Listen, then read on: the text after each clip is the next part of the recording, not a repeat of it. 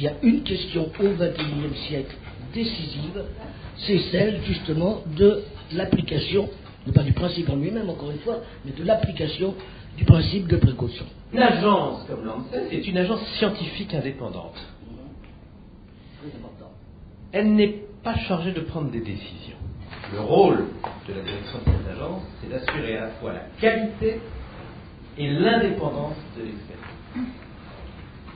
L'agence fournit à l'autorité politique les éléments nécessaires, et ces éléments ne sont pas toujours des certitudes,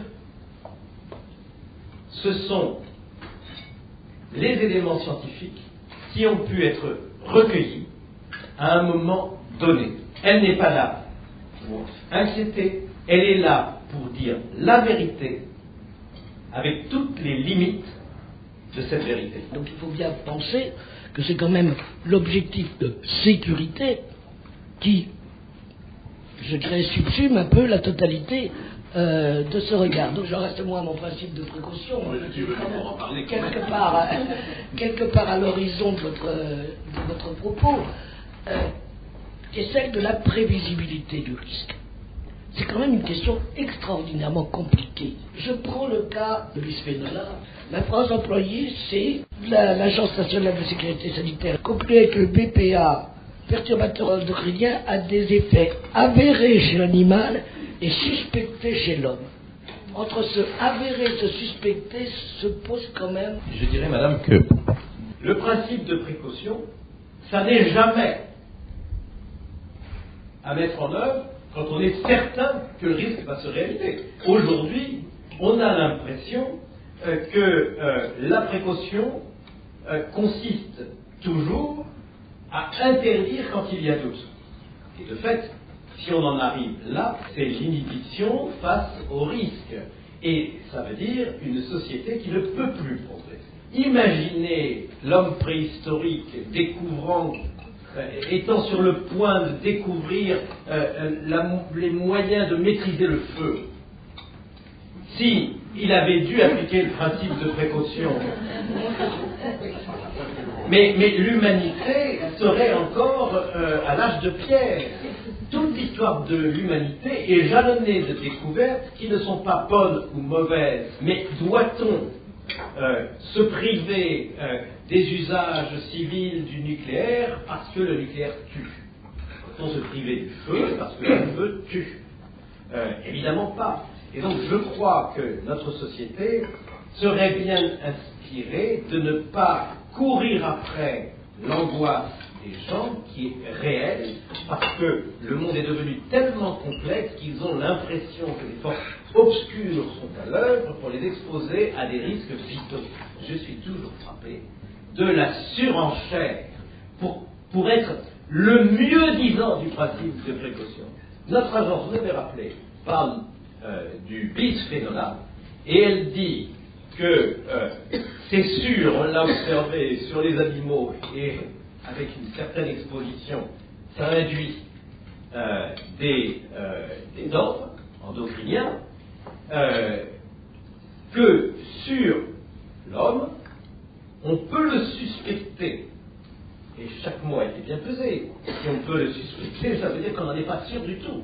Eh bien, on a quand même intérêt à être très ferme sur la nécessité de cette pédagogie et sur le fait que la précaution, ça n'est pas l'interdiction, qu'il est absolument nécessaire pour se mettre bien dans le crâne que le risque zéro n'existe pas. D'ailleurs, dans les conduites individuelles, les Français s'exposent continuellement et volontairement ou par imprudence à de très nombreux risques. Ils sont tout à fait capables d'entendre que vivre, c'est risqué.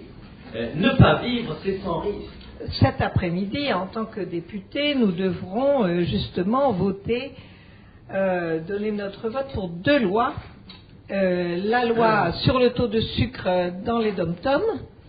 J'ai proposé un label alimentation infantile pour mettre en valeur les efforts qui sont faits pour les critères d'alimentation de moins de 3 ans et pouvoir éduquer en même temps les parents. Et va venir aussi cet après-midi la loi sur le bisphénol A. Mais je voudrais revenir sur la distinction entre effets secondaires avérés ou effets secondaires suspectés. Comment peut-on trouver des effets avérés chez l'être humain quand on ne les cherche pas? Quand nous voyons une gynécomastie, c'est-à-dire une petite fille de 18 mois avec des seins, un micropénis, un petit garçon bébé avec un pénis tout petit, nous n'avons pas à le déclarer. Donc ça n'est pas détecté. Donc on pourra toujours chercher, on ne trouvera jamais. Voilà où je pense que l'ANSES aurait pu et pourrait encore, et peut-être pourriez-vous le proposer dans votre compte-rendu relancer certains éléments de veille sanitaire, parce que sans outils, on ne pourra jamais ni infirmer ni affirmer.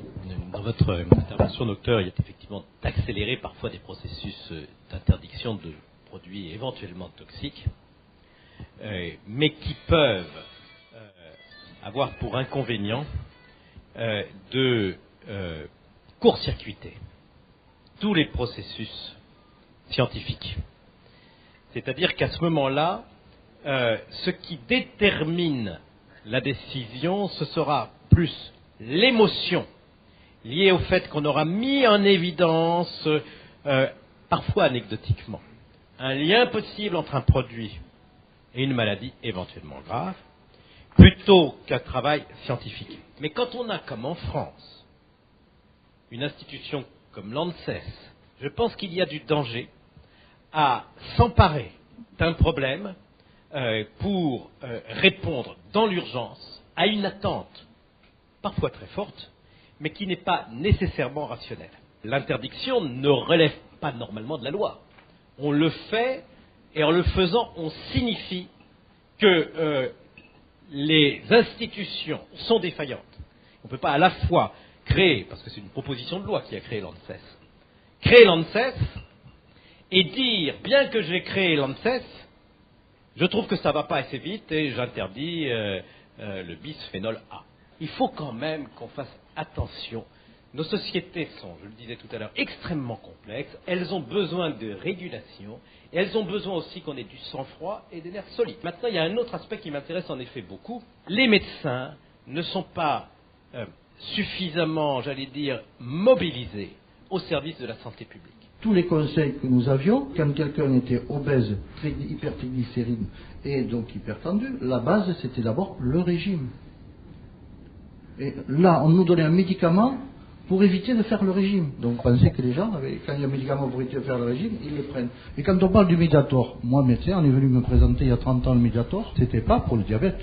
Et ensuite, c'est un médicament que la sécurité sociale, petit à petit, a rangé ce médicament dans les médicaments remboursés pour le diabète. Donc, en fait, ça a été une dérive avec une responsabilité partagée par tout le monde. Pour moi, je crois que le principe de précaution est sorti des abus qui se sont passés au niveau industriel, au niveau général, et des absences de réponse en des périodes où l'on savait, et on n'a rien fait. Nous, on est souvent réticents devant nos médicaments qu'on nous sort, avec des effets dirigés vers un sens, et qu'il faudrait quand même la globalité d'un médicament par rapport à la globalité de l'individu. Alors, quid des autorisations de mise sur le marché? Parce que moi, j'avais le sentiment jusqu'à maintenant, si vous voulez, quand on nous décrivait en tous les cas, un médicament qui avait une autorisation de mise sur le marché, c'est un médicament qui était très très bien étudié, très sûr, dont toutes les indications étaient vivants, réelles. Et on s'est rendu compte d'une chose, c'est qu'il y a un phénomène évolutif dans le temps, et quelquefois même, si je puis dire, la rédaction de notices d'utilisation qui ne correspondent pas tout à fait peut-être à l'étude qui a été faite pour l'autorisation de mise sur le marché. Effectivement, il n'y aura plus jamais d'autorisation de mise sur le marché perpétuelle.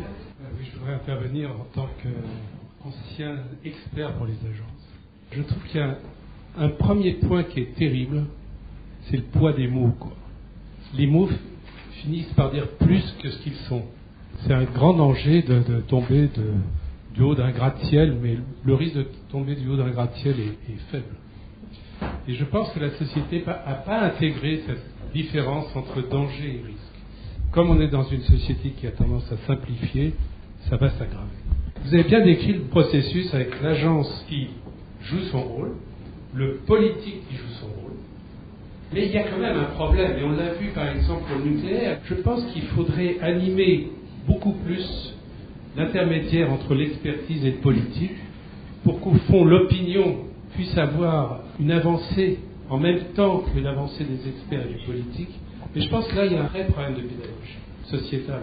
En précision, je dirais que l'agence doit effectivement gérer un paradoxe qui est que notre cible prioritaire, ce n'est pas le grand public. Mais on se rend bien compte que face effectivement au sujet que nous traitons, eh bien nous, via effectivement la presse, nous avons à élaborer, je dirais, des messages qui soient suffisamment pédagogiques, sans pour autant renier ou tronquer le message scientifique. Il n'est pas question de faire des raccourcis, mais effectivement, comme le disait le président Bas, vis-à-vis notamment des médias, de travailler effectivement sur la durée. Nous ne voulons pas prendre d'autres positions que des positions scientifiquement étayées. Nous voulons circonscrire le champ de l'incertitude et le champ du connu. Merci à tous et merci surtout à notre